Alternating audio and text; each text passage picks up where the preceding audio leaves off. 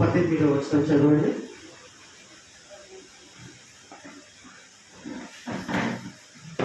First Corinthians first chapter 18th verse.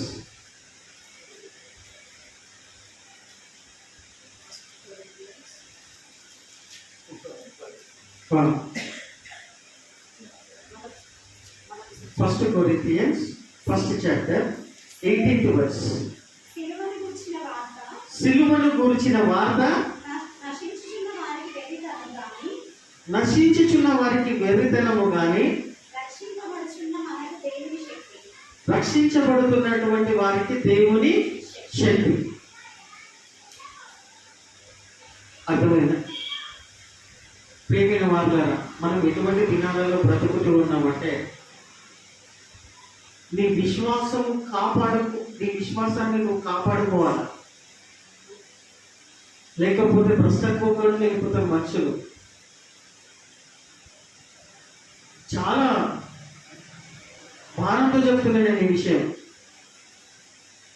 నీకు starting లో నువ్వు యేసు ప్రభువుని దేన్ని బట్టి నమ్ముకున్నావో ఒకసారి జ్ఞాపకం చేసుకో.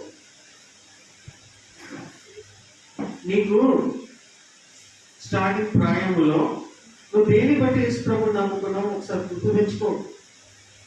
అదే నిన్ను కాపాడుతుంది, అదే నిన్ను పరలోకానికి తీసుకెళ్తుంది. ఏంటిది? యేసు ప్రభువు నువ్వు దేన్ని బట్టి నమ్ముకున్నావు అనేది చాలా ప్రాముఖ్యం. ఎందుకంటే ఇక్కడ వాక్యంలో ఏమని రాయబడి ఉన్నదంటే, చాలా మంది మధ్యాంతరాన క్రైస్తవులు అయినప్పటికీ కూడా, క్రైస్తవ కుటుంబంలో నుండి వచ్చిన క్రైస్తవులని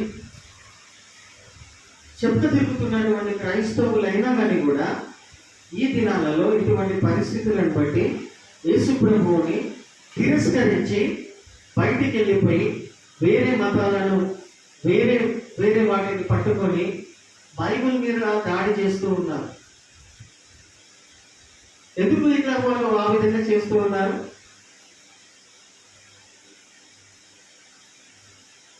ఎందుకంటే చేస్తున్నారు?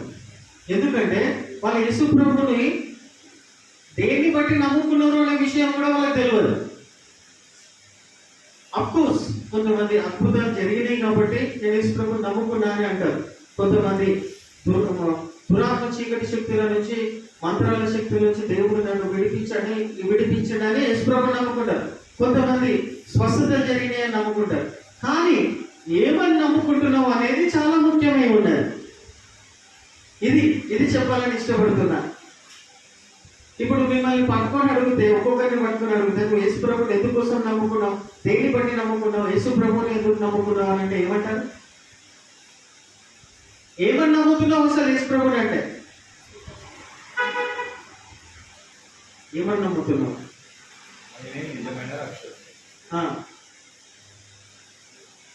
కానీ బైబిల్ అని చెప్తలే, నా పాపముకు రావాల్సిన శిక్ష ఆయన సిలువలో తీసుకున్నాడు, నన్ను శిక్ష లేకుండా చేసిండు, నా మీద శాపము, దోషము, రోగాలన్నీ ఆయన భరించిండు అని నేను నమ్ముతున్నా. ఇది నమ్మా. అప్పుడు నీ ఆత్మ రక్షించబడుతుంది. అప్పుడు రక్షణ పొందిన వ్యక్తిని నువ్వు. ఇది ప్రాముఖ్యమైనది. బైబిల్ చెప్తుంది. ఇందుకోసం యేసు ప్రభువుని నమ్ముకోవాలి. హల్లెలూయా. అప్పుడు నీ ఆత్మకు రక్షణ కలుగుతుంది. నువ్వు ఎందుకోసం నమ్ముతున్నావు యేసు ప్రభువుని అంటే, వాక్యం చెప్తున్న ప్రకారంగా యేసు ప్రభువుని నేను సొంత రక్షకునిలాగా నా పాపాల కోసం చనిపోయాడు, సిలువలో చనిపోయి 3వ దినమున సజీవునిగా లేచి సజీవుల్లో ఉంటూ మళ్ళీ తిరిగి రానే ఉన్నాడు. ఇది నేను నమ్ముతున్నా అనేది రక్షణ. నీ ఆత్మ రక్షించబడుతుంది. దీని తర్వాతనే అన్ని. యేసు ప్రభువుని మొక్కుకుంటే, యేసు ప్రభువుని నమ్ముకుంటే అద్భుతాలు జరుగుతాయా? జరుగుతాయి. దయ్యాల చేత విడిపించబడతారా? విడిపించబడతారు. క్యాన్సర్ రోగాలు బాగైతే బాగవుతాయి. చనిపోయిన వాళ్ళు తిరిగి లేస్తారు. అవన్నీ తర్వాత విషయాలు. ఇవి పట్టుకొని నువ్వు నిజమైన రక్షణ, దేవుడు ఇచ్చిన ఉచితమైన రక్షణ నువ్వు పక్కన పెట్టేస్తే ఏమైపోతుంది తెలుసా? రాను ఏమైపోతుంది తెలుసా? వాళ్ళ జీవితాలు అద్భుతాల కోసం యేసు ప్రభువుని నమ్ముతున్నటువంటి వాళ్ళు, ఆశ్చర్య కార్యముల కోసం యేసు ప్రభువుని నమ్ముతున్నటువంటి వాళ్ళ జీవితాలు ఏమైపోతాయి అంటే, వాళ్ళు రాను వాళ్ళ జీవితాలలో దేవుడు అద్భుతాలు చేయడము తగ్గిస్తే వాళ్ళ జీవితంలో మళ్ళీ అద్భుతాలు జరగకపోతే ఏమైపోతారు తెలుసా? వాళ్ళు మళ్ళీ తిరిగి ఎందుకు వెళ్ళిపోతారు, ఎక్కడ కూడా వచ్చిన వాడు వెళ్ళిపోతారు. అందుకోసం యేసు ప్రభువుని నమ్మొద్దు. యేసు ప్రభువును ఒక వ్యక్తి ఎందుకు నమ్మాలి అని అంటే, హి టుక్ మై పనిష్మెంట్, నా పాపముల కోసం ఆయన చనిపోయి తిరిగి లేచినాడు. ఇది నేను నమ్ముతున్నా. యేసు ప్రభువుని ఇందుకోసం నమ్ముతున్నా అని చెప్పాలి. హల్లెలూయా. అప్పుడు వాక్యం మళ్ళీ ఎందుకు చెప్తున్నా అంటే, ఇదే ముఖ్యమైనటువంటి సువార్త. అయితే ఇక్కడ ఏమని ఉన్నదంటే, ప్రియమైన వారు, ఎందుకు మీకు ఈ విషయం గుర్తు చేస్తున్నా అంటే, it is most important thing. ఇది విశ్వాసం ద్వారా నువ్వు నమ్ముతున్నావు. ఈరోజు నేను ఒక వీడియో చేసిన ఇన్స్టాగ్రామ్ లో, ముగ్గురు ఇక్కడ కూర్చున్నారు, ముగ్గురు ఇక్కడ కూర్చొని ఉన్నారు, మధ్యలో ఒక వ్యక్తి కూర్చొని ఉన్నారు. అది ఒక శివశక్తి అనేటువంటి ఆర్గనైజేషన్ లో కూర్చొని, మొత్తం హిందూవాదులు కూర్చొని బైబిల్ని పట్టుకొని బైబిల్లో నుండి తప్పు తీస్తున్నారు. వాళ్ళు తప్పు పట్టుకుంటున్నారు. అందులో ఒక ఆమె, ఒక లేడీ, ఒక స్త్రీ, మరి వెల్ ఎడ్యుకేటెడ్ స్త్రీ, ఎక్కువ చదువుకున్నటువంటి ఆమె క్రైస్తవత్వంలో నుండి, తాత ముత్తాతల నుండి క్రైస్తవత్వంలో నుండి పుట్టుకొని వచ్చి మన బైబిల్ చదివిందో లేదో తెలియదు కానీ చదివినా చెప్తున్నది. ఆమె ఆడ కూర్చొని హిందూగా మారిపోయి, క్రైస్తవంలో నుండి క్రిస్టియానిటీ నుండి హిందూ దాంట్లోకి వెళ్ళిపోయి బైబిల్లో నుండి తప్పులు తీస్తున్నారు. ఆమెను చూసి, ఆ పిచ్చిరాన్ని చూసి, ఆ మూర్ఖురాన్ని చూసి వీళ్ళు ఏమంటారు, అబ్బా బైబిల్ గురించి తప్పుగా మాట్లాడుతున్నారు కదా అనే విషయంలో బట్టి వీళ్ళు తప్పు తీస్తున్నారు.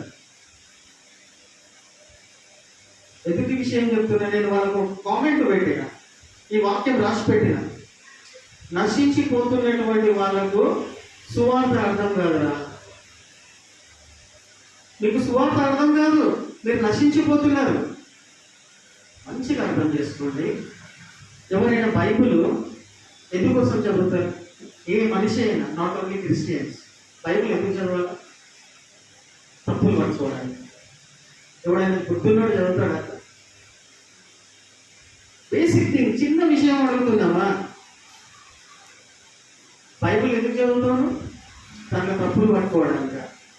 అంటే వాళ్ళ లోపల ఏ ఆత్మ పనిచేస్తుంది? విమర్శించే ఆత్మ. మన ఎన్ని సంవత్సరాలు క్రైస్తవురాలిగా నువ్వు ఉండి బైబిల్ చదువుకుంటూ వచ్చినదంతా వేషధారణ. క్రైస్తవ కుటుంబంలో పుట్టి పెరిగిన దానివి కదా, పిహెచ్డి చేసినావు కదా, ఒక లెక్చరర్గా మంచి పోస్టులో ఉన్నటువంటి వ్యక్తి ఆమె. మళ్ళీ ఏం చదివినా ఉన్నావు నువ్వు బైబిల్? ఇది కరెక్ట్ కాదు, అది కరెక్ట్ అని అంటే వెళ్ళిపోయాను. స్టార్టింగ్ లో ఆమె ఏదైతే నమ్ముకున్నా చూడు యేసు ప్రభువుని, అది కరెక్ట్ లేదు. పునాది సరిగ్గా పడలేదు ఆమె. Foundations are not in perfect way. పునాది అనేది కరెక్ట్ పడలేదు ఆమెకు. అవునా?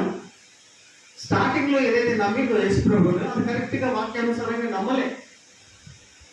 అది కరెక్ట్ గా లేదు కాబట్టి ఆమెకి ఏం జరిగిందో జరగలేదో మనకు తెలియదు, కానీ మొత్తానికి మాత్రం బైబిల్ని విమర్శించడానికి కూర్చున్నదా. కొన్ని సంవత్సరాల నుండి గుర్తుపడతా, చాలా సంవత్సరాలు మా మమ్మీ ఉన్నటువంటి టైంలో నేను ఆమె చూస్తే, ఆమె వీడియోలు, ఆమె ఫోన్ చేసి కూడా చాలాసార్లు మాట్లాడాడు హైదరాబాద్లో ఉన్నాం. మళ్ళీ ఈరోజు కనిపించింది నాకు చాలా సంవత్సరాల తర్వాత. ఎందుకు ఏం చెప్పాలని ప్రయత్నం చేస్తున్నానంటే, అక్కడ కూర్చున్న 6 మంది కూడా బైబిల్లో నుంచి తప్పులు వెతుకుతూ మాట్లాడుతూ ఉన్నారు. ఎందుకంటే చేస్తూ ఉన్నారంటే, వాక్యం మనకు ఇందాక చదివినది ఏం సూచిస్తున్నది? నశించిపోతున్న వాళ్ళకు ఆ సువార్త అనేది వెర్రితనంగా కనిపిస్తుందంట. కానీ ఒక నిజంగా ఒక వ్యక్తికి, ఒక బలహీనుడికి, నేను పాపం చేసిన ప్రభా, నేను తప్పు చేసిన ప్రభా, నాకు దీని శిక్షకు పాత్రుడను, నేను నశించిపోతున్నాను, నేను చీకట్లో ఉన్నాను అనేటువంటి వ్యక్తి, పశ్చాత్తాపం కలిగినటువంటి వ్యక్తి, ఆ వ్యక్తికి ఆ సువార్త అనేది దేవుని శక్తిలాగా కనిపిస్తుందట. అర్థం కాలేదా? నశించిపోతున్న వాళ్ళకు మాత్రము యేసు ప్రభు నీ కోసం చనిపోయినమ్మా, నీ పాపముల కోసం చనిపోయి తిరిగి లేచినని నువ్వు చెబితే వాళ్ళకు వెర్రితనంగా కనిపిస్తుందంట, పిచ్చిగా సువార్తలా కనిపిస్తుందంట. కానీ ఎవడైతే నిజంగా పశ్చాత్తాపడి నేను పాపినని గ్రహించి ఆ సువార్తను నమ్మి ఉన్నటువంటి వ్యక్తికి ఏమి కనిపిస్తుందంట? దేవుని శక్తి కనిపిస్తుందంట. దేవుని శక్తి సిలువలో యేసు ప్రభులో కనిపిస్తుందంట. అదే వాక్యం పెట్టిన నేను వాళ్ళ. నువ్వు బైబుల్ అక్కడ కూర్చున్న 7 మంది కూడా విమర్శ ఆత్మతోటి మీరు బైబిల్ చదువుతూ ఉన్నారు. మీకు ఇప్పుడు కాదు, ఎప్పటికీ కూడా మీకు బైబిల్ అర్థం కాదు అన్లెస్ అంటే దేవుని ఆత్మ బయలుపరుస్తలే తప్ప, దేవుని ఆత్మ మీ లోపల నడిపింపు ఉంటేనే ఎటువంటి మూర్ఖునికైనా బైబిల్ యొక్క శక్తి ఏంటిదో, బైబిల్ ఏంటిదో అర్థమవుతుందని వాక్యం పెట్టిన వాళ్ళు. ఇది నా గొప్పతనం అని నేను చెప్తలేను, గొప్పగా నేను చేసిన అని చెప్తలేను. ఏం చెప్పాలని పాయింట్అవుట్ చేస్తున్నా అంటే, మనం ఎటువంటి దినాలలో ఉన్నామంటే, ఎటువంటి వాతావరణంలో ఉన్నామంటే, మన విశ్వాసం మనలో నుండి నీ బలహీనతలను బట్టి కావచ్చు, నీకు బైబిల్ గురించి అవగాహన లేని దాన్ని బట్టి కావచ్చు, మీలో నుండి అపవాది ఎత్తుకొని వెళ్ళిపోతాడు, మంచి వాళ్ళని తీసుకొని వెళ్ళిపోతున్నాడు. ఇది కరెక్ట్ కాదని. కాబట్టి నీ విశ్వాసం నువ్వు దేని బట్టి ఈ రోజు వరకు యేసు ప్రభువుని నమ్ముకుంటూ వచ్చినావు అనేది ఒకసారి క్లారిఫై చేసుకో. ఒకసారి నీ అంతరంగా ఆత్మ విమర్శన చేసుకో, టెస్టిఫై చేసుకో. Why I believe in Jesus Christ అనేది ఒక పునరుద్ధారణ చేసుకోను, రెస్టోర్ చేసుకో. ఎప్పటికప్పుడు నేను యేసు ప్రభువుని దీనికోసం నమ్ముకున్నాను అనే నిర్ధారణ ఉండాలి. దేనికోసం నమ్ముకున్నాను యేసు ప్రభుని?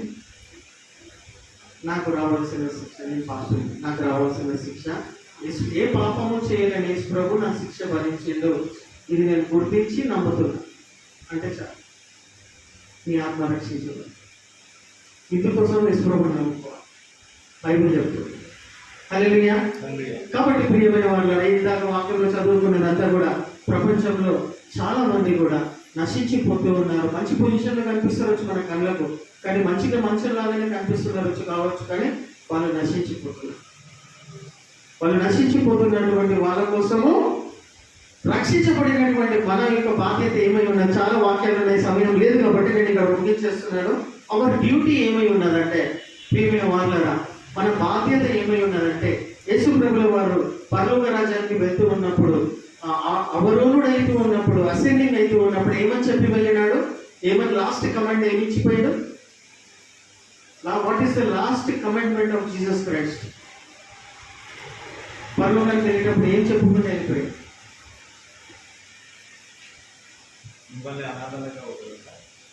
దానికంటే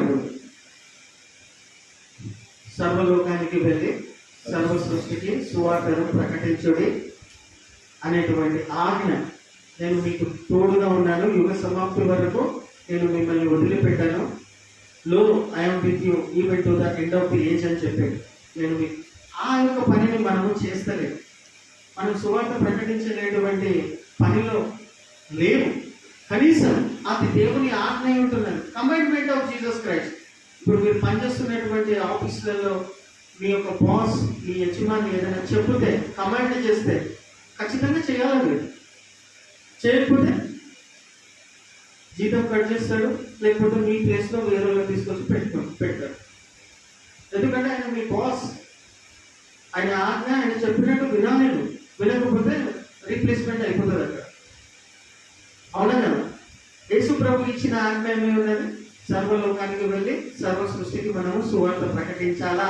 ఇది ఆజ్ఞ. ఎవరికి? మన సంఘం. చేస్తున్నామా? సంవత్సరానికి ఒక్కసారైనా సంఘం తరపు నుండి వెళ్ళి సువార్త ప్రకటిస్తున్నామా? ఇప్పటివరకు ఎప్పుడైనా చేసినామా? దేవుని ఆజ్ఞ చేస్తారు. కనీసమైన ప్రభువా, సువార్త ప్రకటిస్తున్నటువంటి వాళ్ళను బలపరచండి, వాళ్ళను రక్షించండి, వాళ్ళ అవసరాలను తీర్చండి, సేవకులను బలపరచండి, వాళ్ళ అవసరాలను తీర్చండి, వాళ్ళని కాపాడండి, మరియు నశించిపోతున్న వాళ్ళను రక్షించండి ప్రభువా. మా అధికారులను రక్షించండి, వాళ్ళని పరిపాలిస్తున్నటువంటి రాజకీయ నాయకులను రక్షించండి, నశించిపోతున్న ఆత్మలకు రక్షణ దయచేయండి అన్న కనీసమైన ప్రార్థన చేయాల్సినటువంటి బాధ్యత మన మీద ఉన్నదా? లేదు? ఉన్నదా? మళ్ళా నువ్వు రక్షించబడితే సరిపోయిందా? మీ ఆఫీస్లో పనిచేస్తున్నటువంటి నీ ప్రియమైనటువంటి వాళ్ళు రక్షించబడడం దేవుని చిత్తం కదా. మళ్ళీ నువ్వు వాళ్ళ కోసం వాళ్ళకి సువార్త ప్రకటిస్తలేము, కనీసం ప్రార్థనలు కూడా చేయకపోతే మనం దేవుని ఆజ్ఞకు లోపడినటువంటి వాళ్ళం అవుతాము.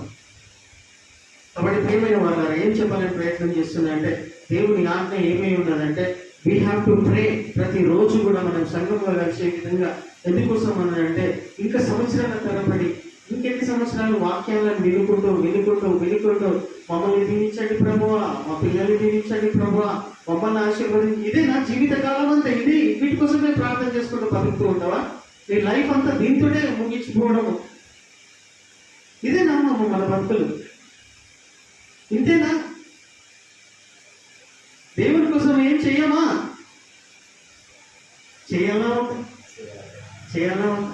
ఆయన నీకోసం ప్రాణం ఇచ్చాడు, నీ పాపాన్ని భరించాడు, నీకు రక్షణ ఇచ్చాడు. నువ్వు భూమి మీద ఉన్నప్పుడు ఆయన కోసం ఏం చేసినావు అంటే, జీవితకాలం అంతా నన్ను దీవించు ప్రభా, నన్ను ఆశీర్వదించు ప్రభా, నా ఉద్యోగాన్ని, నాకు ఒక మంచి భర్త, నాకు ఒక మంచి భార్య, పిల్లలు, వాళ్ళ ఉద్యోగాలు, దీనికోసమే నా జీవితకాలం అంతా బతికిన ప్రభా. కానీ నీకోసం ఏం చేయలేదు ప్రభా అంటే సెకండ్ ఛాన్స్ ఉంటుందా? మన ఎప్పుడున్న ఛాన్స్ ఇప్పుడే ఉంది. మన ప్రభు కోసం ఏమైనా కొంచెం మనం చేయాలా ఉంటా? ఏం చేయగలుగుతాం? బెస్ట్ సువార్త కూడా ప్రకటించలేకపోతున్నాం. కనీసము ప్రార్థనలో సంఘముగా కలిసి మా సంఘం చుట్టుముట్టు రక్షణ లేని ప్రజలకు రక్షించు ప్రభా, నేను ఉద్యోగం చేస్తున్న ప్రజల మధ్యలో రక్షణ లేని వాళ్ళు లక్షల మంది ఉన్నారు ప్రభా, వాళ్ళని రక్షించు ప్రభా. మా కుటుంబంలో రక్షణ లేని వాళ్ళు, సరిగ్గా రక్షణ లేని వాళ్ళు ఉన్నారు. యేసుప్రభుని ఎందుకోసం నమ్ముకున్నామంటే మేము తాత ముత్తాతలు క్రైస్తవులం కాబట్టి మేము క్రైస్తవులం అనేటువంటి మూర్ఖత్వంలో ఉండేటువంటి మూర్ఖులు కూడా ఉన్నారు ప్రభా. కొంతమంది ఎందుకోసం యేసుప్రభుని నమ్ముకున్నా అంటే నేను క్రిస్టియన్కి పుట్టినా కాబట్టి నేను క్రిస్టియన్ అని అనుకుంటున్నాను, కానీ వాళ్ళకి రక్షణ లేదు. వాళ్ళని రక్షించండి ప్రభా. నా భార్యకు రక్షణ లేదు ప్రభు, నా భార్యను రక్షించండి ప్రభు, నా భర్తకు రక్షణ లేదు, రక్షించండి ప్రభు అని వాక్యంలో ఉన్నది. ఇలాగూ మీరు ప్రార్థన చేయాలి. ఇటువంటి ప్రార్థన దేవునికి ఇష్టమైనటువంటి ప్రార్థన. ఒకసారి ఆ వాక్యం చదువుకొని ముగించుకుందాం. 1 Timothy 2nd chapter 1 to 4 verses. 4 verses చదవండి. 1 Timothy 2nd chapter 3-4 verses చదవండి. Yeah. 1 Timothy 2nd chapter 3-4 verses. ఇది మంచిదియో దానిపైన వచనం. రాజుల కొరకును అధికారుల కొరకును విజ్ఞాపనలను ప్రార్థనలను యాచనలను కృతజ్ఞతాస్తుతులను చేయవలెనని హెచ్చరించుచున్నాను. హెచ్చరిక ఇది మంచిదియు మన రక్షకుడైన దేవుని దృష్టికి అనుకూలమైనదై ఉన్నది. ఆయన మనుషులందరూ రక్షణ పొంది, చూసారా, ఆయన మనుషులందరూ రక్షణ పొందాలని సత్యమును గూర్చిన అనుభవము జ్ఞానము గలవారై ఉండవలెనని ఇచ్చయించుచున్నాడు. చూసారా, ఆయన మనుషులందరూ రక్షణ పొందాలని, సత్యమును గురించిన అనుభవం జ్ఞానం కలిగి ఉండాలని ఇష్టపడుతూ ఉన్నాడు. ఇలా ప్రార్థనలు చేయడం, ఏ ప్రార్థనలు చేయడం? మనుషులందరూ రక్షణ పొందాలి ప్రభువా, నా బంధువులు రక్షణ పొందాలి, నా మిత్రులు రక్షణ పొందాలి, అధికారంలో ఉన్న వాళ్ళందరూ రక్షణ పొందాలని ప్రార్థనలు చేస్తున్నావు, యాచనలు చేస్తున్నావు. చూడు, ఇది మంచిది దేవుని దృష్టికి. ఇటువంటి ప్రార్థనలు అంగీకారంగా ఉంటాయి. హల్లెలూయా, హల్లెలూయా. దేవుడి కోసం ఏమైనా చేసినామంటే కనీసం ఈ ప్రార్థననే చేసిన ప్రభు అని చెప్పుకునేటట్టు, చూపించుకునేటట్టన్నా ఉండాలా యథార్థంగా. హల్లెలూయా. జీవితకాలం అంతా నా కోసమే ప్రయాసపడ్డా, నన్ను దీవించు ప్రభు అనే బతికిన భూమి మీద ఉన్నది తినాలంటే ఏం చేసిన వాళ్ళం అవుతాం? దేవుని కోసం ప్రేమతో చేయాలి దేవుడు. కాబట్టి ప్రియమైన వాళ్ళ, మనము సంఘంతో కలిసి మన సంఘంలో నిజమైన రక్షణ లేనటువంటి వాళ్ళ రక్షణ గురించి కూడా ప్రార్థన చేద్దాం. మన సంఘం చుట్టుముట్టు రక్షణ లేనటువంటి వాళ్ళ రక్షణ గురించి ప్రార్థన చేద్దాం. మరియు నూతనమైన ఆత్మలు సంఘంలో చేర్చబడాలని ప్రార్థన చేద్దాం. తప్పిపోయిన ఈ సంఘ సభ్యులు మళ్ళా ఈ మందలో చేర్చబడాలని, దేవుడు చేర్చాలని ప్రార్థన చేద్దాం. మరియు మనం ప్రతిరోజు కూడా ఈ ఒక్కసారైనా జ్ఞాపకం చేసుకోవాలి. ప్రభు, నా మిత్రులను, నా బంధువులను, రక్షణ లేని వారిని రక్షించండి ప్రభు. ఇట్టి ప్రార్థనలు దేవుని దృష్టికి this type of prayers is acceptable in the sight of God. ఇటువంటి ప్రార్థనలు చేయను. ఒక్క ఆత్మనైనా నీకు తెలియదు, నువ్వు ఇటువంటి ప్రార్థన చేస్తే నీకు తెలియకుండా ఒక్క ఆత్మనైనా నీ ప్రార్థన ఒక్క వ్యక్తినైనా రక్షిస్తుంది. హల్లెలూయా. వాక్యానుసారంగా చెప్తున్నా, ఒక్క వ్యక్తినైనా రక్షిస్తుంది ఇటువంటి ప్రార్థన. కాబట్టి ప్రియమైన వాళ్ళ మనం సమయంలో తీసుకొని ఏకీభవించి ప్రార్థన చేయాలి. ప్రార్థన చేస్తున్నటువంటి సమయాలలో ఏ వ్యక్తి అయితే ఆ అంశంల గురించి అడుగుతూ ఉన్నాడో మనం పక్క కూర్చొని ఉంటున్నటువంటి మనము కన్ను మూసుకొని ఏకీభవించి ఏకాగ్రతతో అవును ఆమెనంటే ఏకీభవించి చేస్తున్న ప్రార్థన బహు బలముగా ఉంటుంది దేవుని దృష్టిలో. హల్లెలూయా. ఒక్కడు చేస్తున్న ప్రార్థన సింపుల్గా ఉండొచ్చేమో దేవుని దృష్టికి, కానీ ఏకీభవించి ప్రార్థన చేసిన ప్రార్థన మైటీ పవర్గా దేవుని సన్నిధికి ఇట్లా నువ్వు ప్రార్థన చేస్తుంటే అట్లా అందుకుంటాడు ఆయన పరలోకంలో. హల్లెలూయా. అందరం కలిసి కూడా ప్రార్థన చేస్తాం ప్రియమైన వాళ్ళు. దేవుడి